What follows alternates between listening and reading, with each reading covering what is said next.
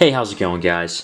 Today I'm checking out the Kingpad SA10, available for under $130 on Amazon. Just based off the spec sheet alone, the specs seem to be a little better than the stuff I've tested out recently around this price range, but it does seem a little familiar. Like, it is running Android 10. This is the full version of Android 10, I'm pretty sure. 3 gigs of RAM, 32 gigs of internal storage with a micro SD card expansion. Has a premium metal design, Octa-Core processor, full HD plus screen. It's 1920 by 1200, I believe, but this does have a 13 megapixel rear and 5 megapixel front camera, so I'm looking forward to seeing how that performs. And of course it's IPS, and then this is what you get in the box. Inside the box, you get the tablet itself. And by the way, I gotta say, this box is a little thinner than other ones that we've seen, and I kind of like that. Kind of a small thing there. Underneath here, you've got the wall outlet, USB, looks like, oh, it's USB-C. And then underneath that is a SIM pin. I believe that's to get to the micro SD card tray. User manual, a thank you card, and a quick start guide. There's a lot of stuff here. So this tablet looks different compared to other tablets that I've seen. I mean, the sides are, metal. I'm not exactly sure if the back is metal. I'm guessing it is.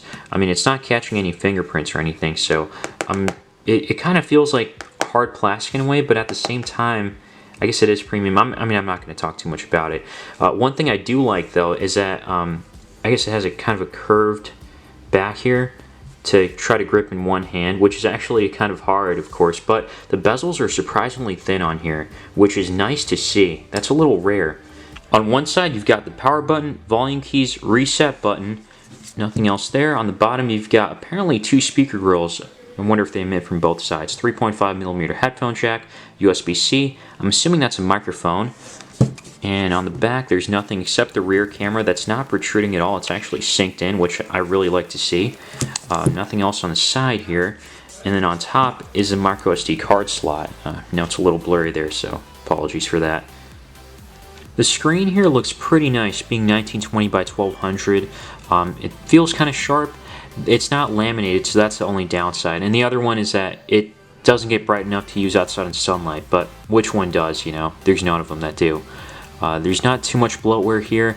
One other thing I want to point out is that the tablet does feel a little slow right now.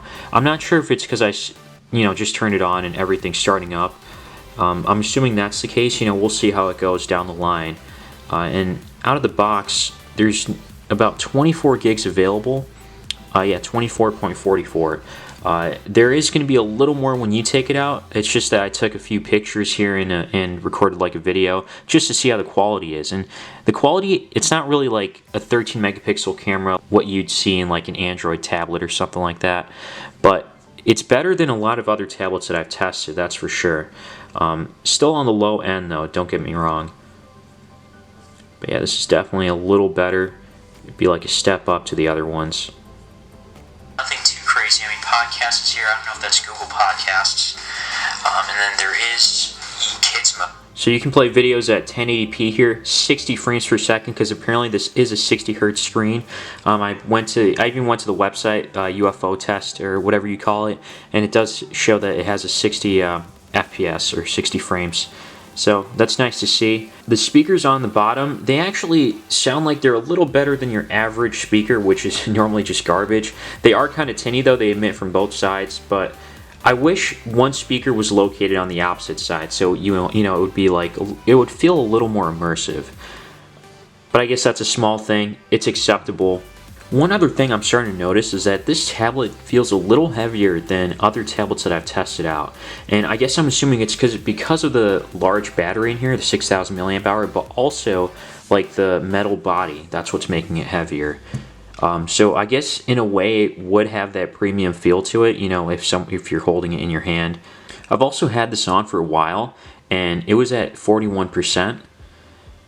And I got 4 hours and 24 minutes of on-screen time. It says the last full charge was 26 days ago because I have not charged this tablet yet.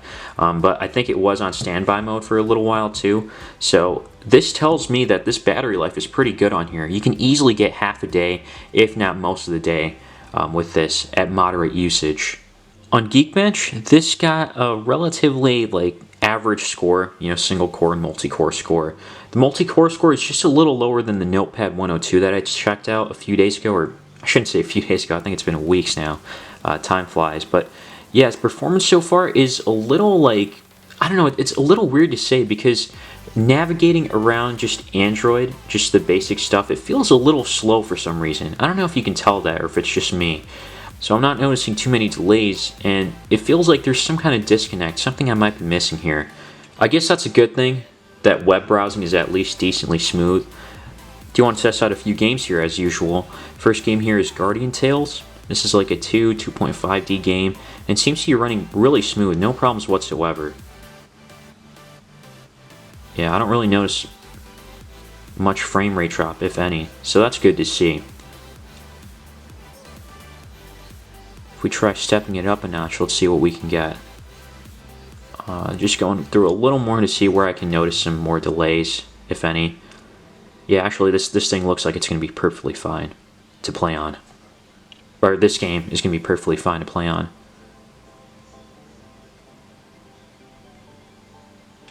Next game here I'm just looking at is Roblox, because I know in almost every tablet video I see someone asking about Roblox. So here it is.